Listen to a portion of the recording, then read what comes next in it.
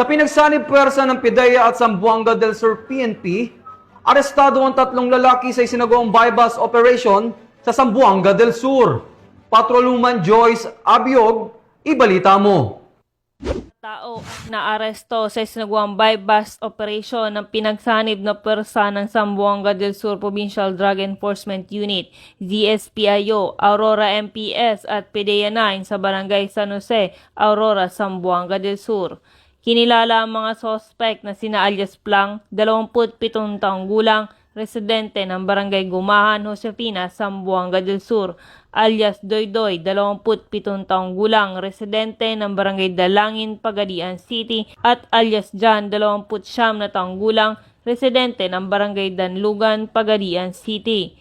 Nakumpiska mula sa mga sospek ang 4 na heat-sealed transparent plastic sachet na naglalaman ng hininalang shabu na tumitimbang ng humigit kumulang 15 gramo at may halagang 102,000 pesos at iba pang non-drug evidence. Ang mga nakumpiskang ebidensya ay dinala sa Zamboanga del Sur Provincial Forensic Unit para sa masusing pagsusuri, habang ang mga sospek ay pansamantalang ikinustudiya sa Aurora Municipal Police Station para sa kaukulang disposisyon.